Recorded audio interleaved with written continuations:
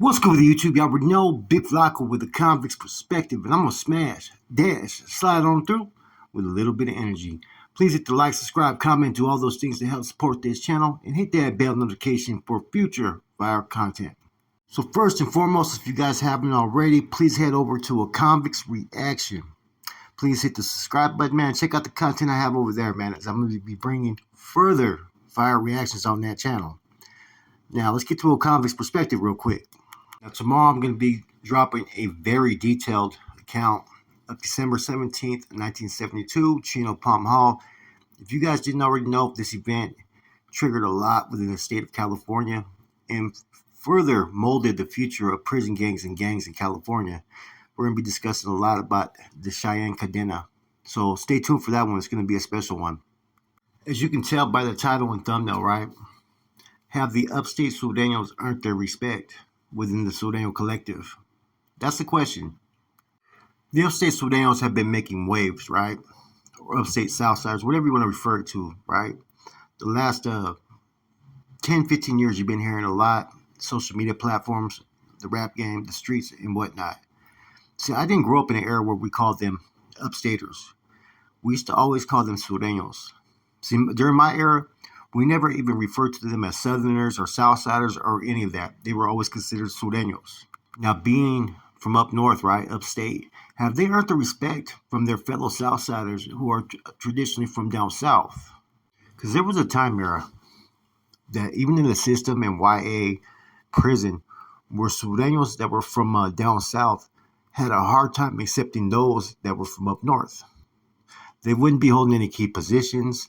They were kind of looked down upon in some senses, right? Or they were looked at as plasticos, like they were plastic, fake. And therefore, they were not given really the respect as other Surenos would be given who were from the traditionally down south. Even us Norteños and Northerners, we didn't even look at the Southsiders that were from like, hoods up north on the same level as we would the Surenos that were from down south. They rarely ever held any positions. They weren't recognized, and you wouldn't see them too much as far as being the ones that would be on the front line at first, right? But eventually you would start seeing them in certain locations, like, say, if they were in a place where it was a stronghold for the South Side, right, and Northerners drove up, sometimes they would be the first ones to take flight. Almost like the Surenos were trying to put them in position to earn their bones, basically, or earn their respect. And many of them hit the joint, and they would actually change their allegiance. I mean, I rolled up to Solano, I remember, with, I think it was 2 or 3 Surenos. One of them was from San Jose. And as soon as he got to the yard, he quit associating himself with the Surenos that were there on that yard, and he started associating himself with the Baisas. Now, not every Sureno that hit the joint from up north was doing that, but there was a lot that did do this. And I think because a lot of the Surenos that were being built up north, right, not all of them, right, but a lot of them were Baisas at first. They came from Mexico. They started banging Sioux in the neighborhoods that they grew up in. And so when they finally hit the joint, some of them just wanted to bang Baisa. Just Sioux was a way of them banging in their neighborhood and being accepted. Now, times have changed. And it took a lot of people, from upstate that started putting in work, started representing, to where the Southsiders barely started getting the respect up north. I've talked to a lot of Southsiders that are from up north that are upstaters, where traditionally I would have never ever had any type of conversation. And they've told me that they always felt like, going into the joint in the 90s and 2000s, that they weren't always given the same respect as other Southsiders, that they always felt that they had to prove themselves. There would be those that would recognize them and treat them equally, but there was a lot that really didn't look at them like that, man. You'd hear them use terms like plasticals, or they would try to send them on missions, or they would be ignored in certain households, And I think by the late 90s and early 2000s, a lot of the big homies started to take notice of what they had up north, and that they did have established hoods. And so, therefore, they started to get involved. And then they have certain individuals that were going to the joint that were embraced. What I mean by embraced, they were accepted. And, they fell in line with what was expected of them. Therefore, the Southsiders program started to get a lot more tighter up north as opposed to how it was originally started. They were like loose groups, they were from hoods, and then when they went to the system back at that time, let's remember, back in those days, a lot of the Southsiders would play cars in the yard. You'd have the Orange County car, you'd have the LA car, you'd have the San Diego car, you'd have all these Sureno cars, right? But the upstate Sureno car was very, very small. As individuals, you would get those that were accepted, right? But as far as a collective, they weren't initially really accepted as a whole. It wasn't until like the last like 15 years, as their numbers grew and they became more homegrown, that the upstate Surenos started to take notice, and they started to call themselves upstaters because they were from up north. You know, a little bit different swag. A lot of them started adapting to a Bay Area swag, but at the same time, they were banging Sur, banging Trece. Now, most individuals that were pulled as far as big homies, like by the MA, were already pulled before there was ever a north-south trip. So you had individuals that were up north that were big homies, right? But none of them came from the lineage that I know of that were Surenos. That started off as Surenos from up north. Now that has changed. Now you got camaradas and you have carnales for the MA that are actually came from being Surenos. Now, of course, you're going to have some individuals from down south that still look at the upstate Sureños, not on an equal playing field with them, right? Being that they're from down south and the gang banging and lifestyles are a little bit different, and the gang banging up north, even though they're on front lines against Norteños, they're still not always looked at with an equal eye. But for the most part, they're starting to get their respect, they're starting to get their notice and whatnot. And that's why I've always wondered if the upstate Sureños could always potentially break off. And I've done a spill on that before, and you know what? It can always happen. All it takes is for something to happen politically with somebody from up north, upstate, that has a lot of respect within, the neighborhood or amongst Sureños from up north, where that could trigger, a fallout. Has it happened yet? No. But the potential was always there. But I think the MA has played this kind of smart. In the last 5 years, they've recruited several individuals from up north as in medals. And in doing so, that ensures that they're going to have control of the Sureño Vados. They're always going to fall under the black hand, basically, or under the MA. But it took a while. Like I said, man, even as Northerners, Norteños, right on the streets and in prison, a lot of us really did not look at the Sureños that were from up north. We didn't look at them as Sureños. Therefore, the upstate Sureños they always had a plight to prove themselves.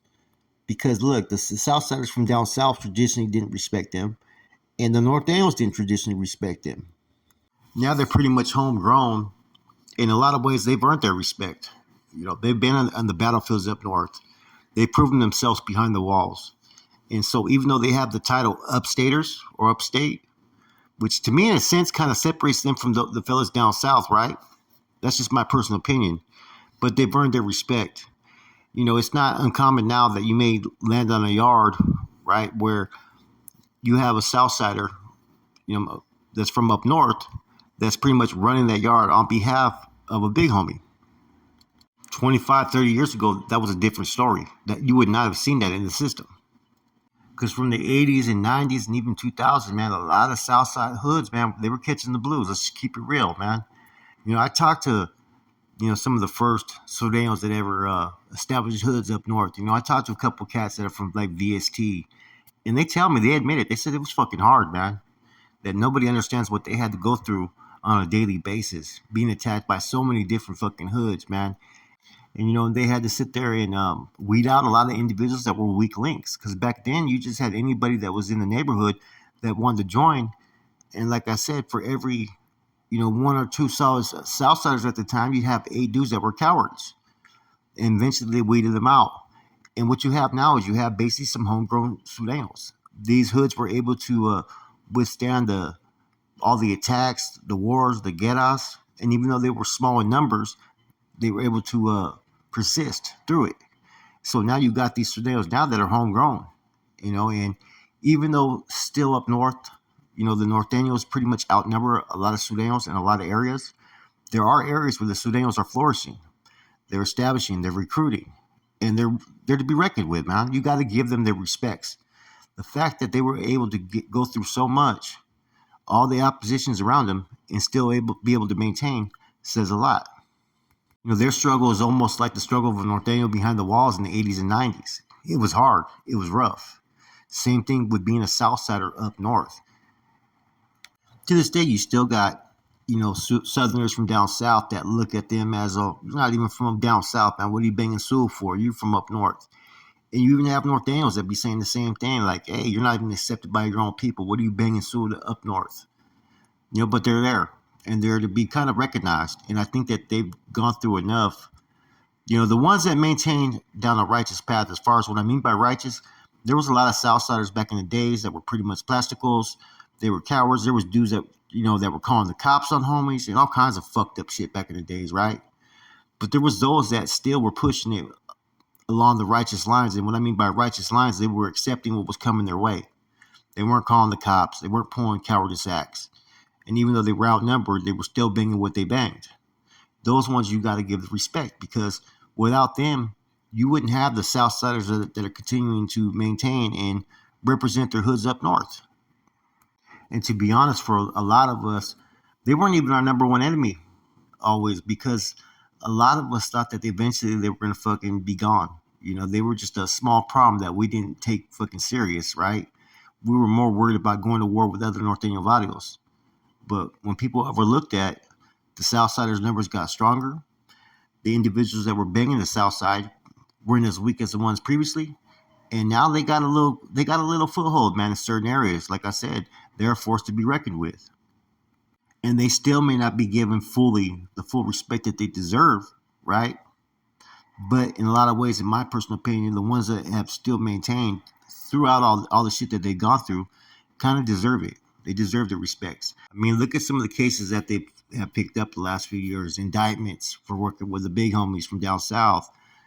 Triple homicide cases, double homicide cases. The Surenos now are like any other gang as far as up north that is represent what they represent. They can pretty much go toe to toe with almost any barrio out there in the streets and still hold their own. Whether people want to admit that or not, that's the truth. See, I was one that really never ever hated Surenos that were from down south, like LA or San Diego or wherever they were from. I would chop it up with them respectfully.